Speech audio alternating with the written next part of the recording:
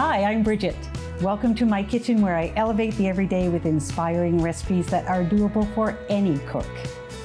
Do you enjoy cooking with others? I sure do. Today I'm cooking with my brother. He's in town for a visit and we have invited our mom for supper. On the menu, easy chicken schnitzel, a cabbage recipe you're going to love, and an old-fashioned maple dessert.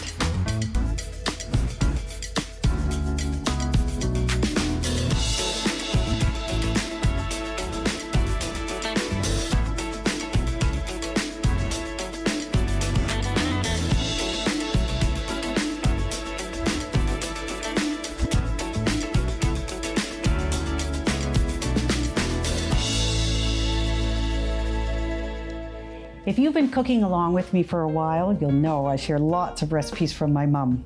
We have so many great memories of family time around the table, thanks to Mom, and we love returning the favor. So, while my brother Timothy is home for a visit, we'll cook together and enjoy a special meal with our mom. Before they arrive, I'm going to get dessert in the oven. Our dessert is a decadent pouding chômeur, a French recipe from my mother-in-law. It's a simple white cake cooked in a sauce made of maple syrup and whipping cream. The method is a little unconventional, but it works perfectly every time. We'll start with 2 cups of whipping cream. That's 35% cream. And 1 cup of pure maple syrup.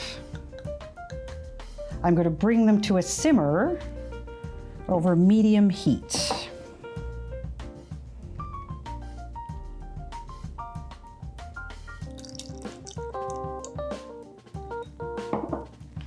This dessert is actually a white cake that's cooked with the cream and maple poured over top. So we'll start by creaming half a cup of butter. This is room temperature butter, so it'll cream easily.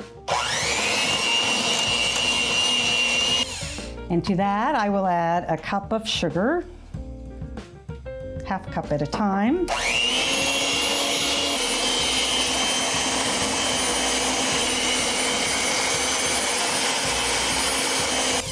I'm just going to check on our cream and maple syrup mixture. I want it to come to a simmer, but not a boil. I think it's ready. It's nice and hot. So I'm just going to turn it off and pull it off the heat for now. Now I will add 2 large eggs to our cake batter, one at a time.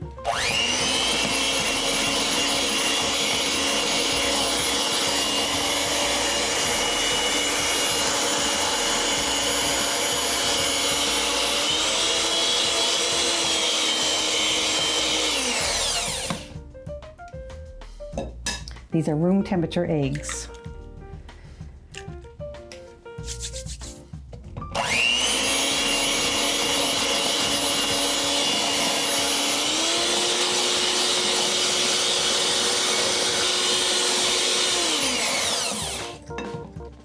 And then I'm going to add just 1/4 cup of milk.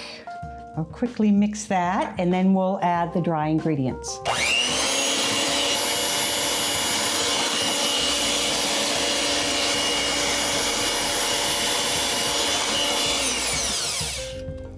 It always looks a little curdled when you add milk on top of butter, sugar, and eggs, but it will come together beautifully in a nice thick batter. So we're going to start with 2 cups of flour, but because I always like to add a little whole grain, I'm using half a cup of spelt flour, and then 1.5 cups of all-purpose flour. I like the spelt or any kind of whole grain because it adds extra nutrition and lots of flavor to this cake.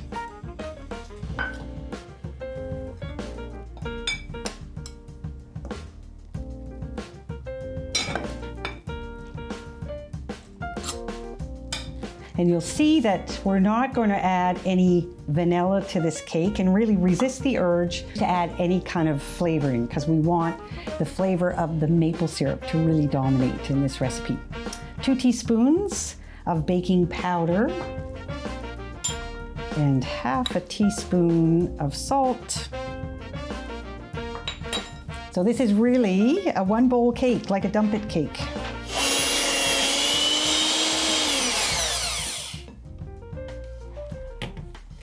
Now remember I said that this batter is really thick? It's almost like a cookie dough in a way, or halfway between a cake batter and a cookie dough. But remember, it's going to cook with the 2 cups of cream and 1 cup of maple syrup. So they all come together to make it, well, it's like a pudding cake. So a very moist cake with kind of this creamy pudding underneath. Now we're going to get our cake batter in the pan. I've greased an 8-inch round cake pan and I've lined it with parchment paper as well. The important thing about the pan you use for this recipe is that it has to be high, because a low pan, a regular 8-inch round pan, is only 2 inches high, and this recipe will bubble over. But even to be safe, even with this high-sided pan, I still put a cookie sheet under the pan when this bakes, just in case. But see how thick it is? We'll just get it spread around right to the edges.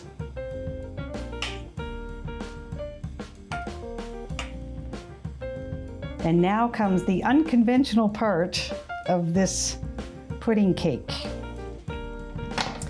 We're going to pour our mixture right over top before we put it in the oven.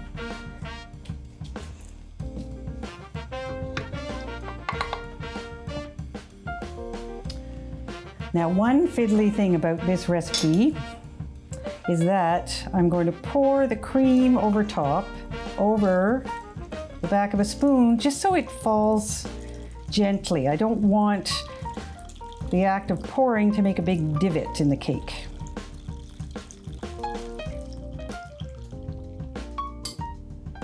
Here we go. So it goes into the oven. I preheated the oven to 350 degrees, and this will bake for about 45 minutes till it's bubbling and golden.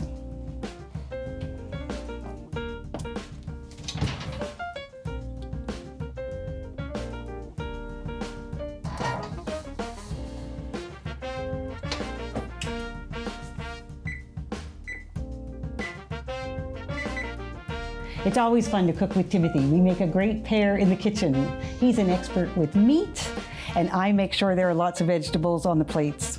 Today we're making an easy chicken schnitzel, and because I love lots of color on the plate, braised red cabbage to go with it. Few foods are prettier on a plate than braised red cabbage. When you give it lots of time to cook in wine and vinegar, it gets tender and almost sweet. We'll get it going first so it can cook while we prepare the rest of the meal. I recognize this cutting board. This is from our brother-in-law, Al. It is. I have the exact same one in Kingfield, but I haven't been able to find it. Oh, that's because I took it. So Timothy is going to shred 6 to 7 cups of cabbage. He's just going to quarter it and then slice it as thinly as possible. I prefer this recipe when the cabbage is hand sliced rather than shredded in the food processor, because it can get a little stringy as it cooks. So it'll still have lots of nice texture as it cooks. How far do you go into the core? That's perfect, and that can come off just a little bit. A little bit more. Okay. And I am just thinly slicing half an onion. And I'm also going to peel and dice 1 apple. There's not much in the way of seasoning in this cabbage recipe. When we get everything in the pot, I'm going to add some vinegar and some red wine and salt and pepper, and that's it. Is that good enough? Yeah, that's perfect. Okay.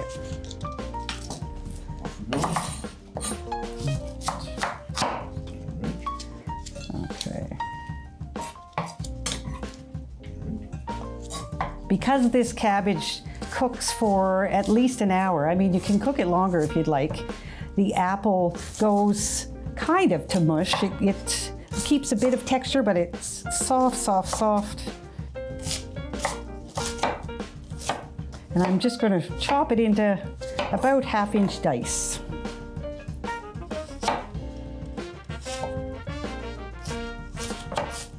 Now, because I know not everybody likes a mouthful of cabbage with their meal, at the end, before we serve, I'm going to toss some of the cabbage with cooked wild rice. So it breaks up the texture. And it's great with the rice as well, because a mouthful of wild rice is, that's a pretty firm, particular texture too.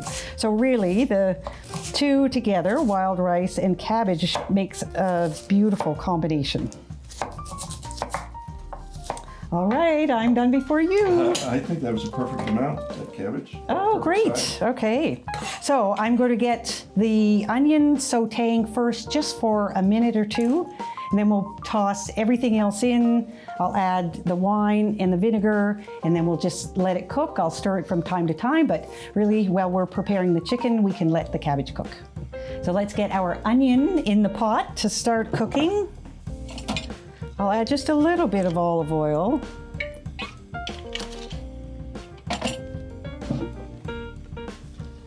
Add that.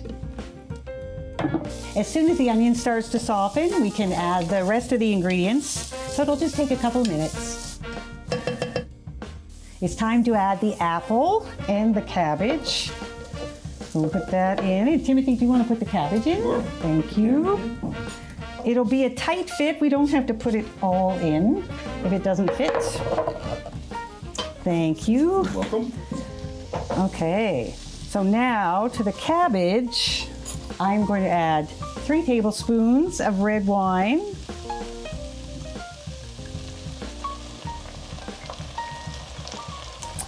And 3 tablespoons of cider vinegar. And it's the vinegar that helps the cabbage keep its beautiful color while it cooks. Otherwise, it would go very pale. So I've got it over medium heat, and we'll just let it cook away. I'll stir it from time to time, and it will lower in the pot as it cooks, as it softens.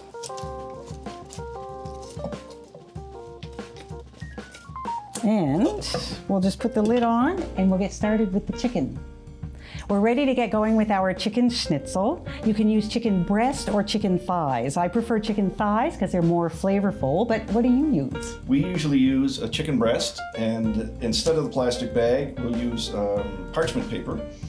But I like the idea of the smaller pieces with the baggie, because the large piece on the parchment paper, there's more of a chance for chicken pieces to go flying. Go flying. Okay. Timothy is going to put the chicken thighs in the bag before he pounds them to about 1/4 inch thick. While Timothy's pounding the chicken, I'm going to get going with an egg mixture. We're going to dredge the chicken in the egg mixture and then dredge it in seasoned panko, and then into the pan it'll go. For the egg mixture, it's just 1 egg seasoned with 1 clove of garlic. You can get pounding. Starting and pounding? Or prepping. Prepping? Whoop. Gonna lose an egg. So to the egg and garlic, I will add a tablespoon of Dijon mustard. You could use Grady mustard if you want it, or really any kind of hot mustard works for this, just to give it a bit of seasoning. And I'm adding lots of freshly ground black pepper.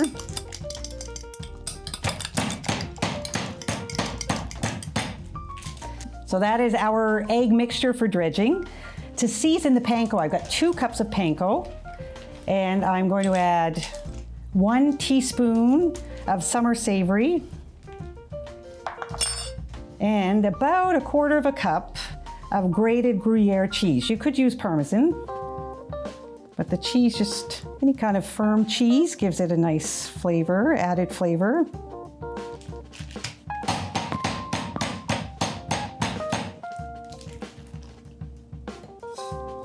So our panko is seasoned, and now that Timothy has finished pounding the chicken and it's in the egg mixture, so do you want to just toss it really well? Sure. And then we can start dredging. Oh, I smell the garlic. Oh yeah. All right, I think we can. Okay. Do you want to dredge or do you want me to dredge? Well, I'll put them down there maybe. Oh, okay, and then so I like to just toss them a couple of times and sort of pat them a bit to get the panko mixture to stick. Now, what you could do if you wanted a thicker crust, you could dredge them in flour and then egg and then the panko mixture, or egg, flour, egg, panko, but I like a thin crust. And this works just perfectly. See, these little thighs are a great size, and then we'll be able to fry them as complete pieces. And what do you use vegetable oil? I use avocado oil just because it has a high smoke point. Yep. Do these thighs puff up like the breast does? Well, they get the greatest texture because they stay so moist and then crispy. So yeah, with the egg, they do puff up a little bit. Now we're going to have leftover panko, but what I like to do with this panko is get it in the oven on a cookie sheet and just toast it so it kind of cooks the chicken juice, cooks the egg, and then you have it as seasoned breadcrumbs that you can put on a salad if you'd like. You can just store them in the fridge till you're ready to use them. These will fry up very quickly. You could also bake them in the oven if you'd like, or you could fry them for a bit and then bake them in the oven. I would bake them at 350, probably for the better part of 30 minutes. There, we've got little bits almost like chicken nuggets. I think I've got all there we go. So we'll that's what I'll bake, but we'll get going frying them. I almost forgot, I'm also going to bake some asparagus to go along with our meal. So I'll just cut the kind of fibrous woody ends off and toss it with a little bit of olive oil, and then it can be in the oven while we're cooking the chicken. What is when people just break the ends off, what's the point of that versus cutting? I think when you break the ends off, you end up, see how much you lose? But that still would have been edible. So you just sort of test where the knife goes through easily, then you know it's tender enough. So we'll just bake it just a little bit of asparagus to add color to the plate along with our purple cabbage. So I'll just toss with oil. Now, when it's almost cooked, our leftover breadcrumbs, I'm going to drizzle them over top or sprinkle them over top, and then they'll bake for just a few minutes before the asparagus is ready to come out of the oven. So we won't waste the leftover breadcrumbs.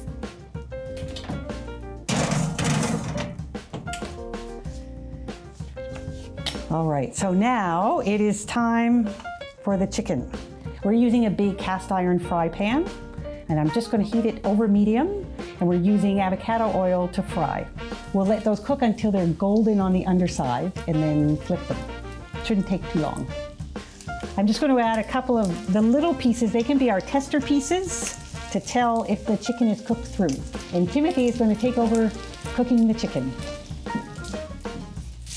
While Timothy's cooking the chicken, I'm going to get going on a bit of a caper dressing for the chicken.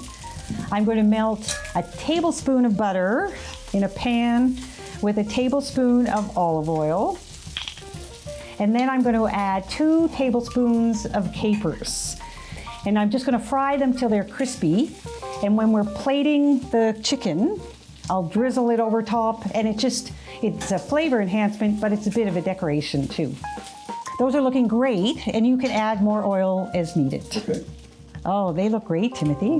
Smell good. Okay, so we have 2 more steps. 1, I am going to get the capers frying, and I'm going to make our wild rice and cabbage mixture. So I've got 2 cups of cooked wild rice. Started out, so 2/3 of a cup of dry wild rice makes about 2 cups of cooked wild rice. So I'm going to add them to our chicken pan.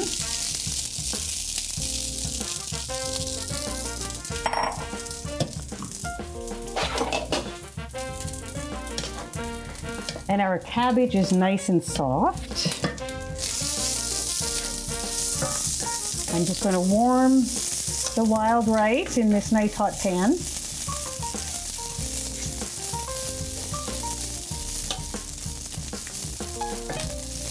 And then, actually, Timothy, I'll grab the tongs. Sure. Thank you. You're welcome. And I will add cabbage to the wild rice.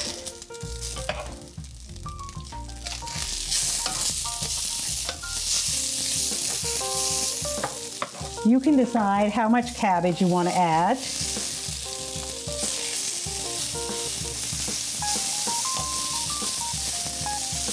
We won't add all of the cabbage to the wild rice, but the great thing about braised cabbage is that it reheats really well. I can turn that heat off now because this cast iron pan will hold the heat, so it'll keep our rice and cabbage nice and warm. I'll add a little bit more cabbage.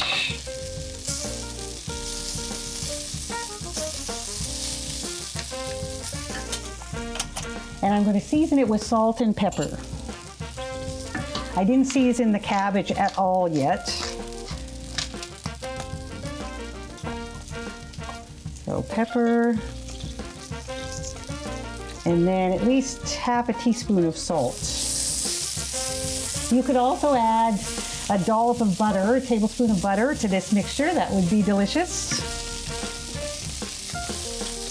And I can hear the oil and butter sputtering away, which means it's time to put the capers in. Now the capers, because they were in brine and they're a little wet, they're really going to splatter.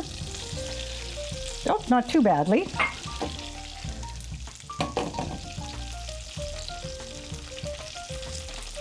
And I just want them to crisp up a little bit. They'll get kind of a little golden.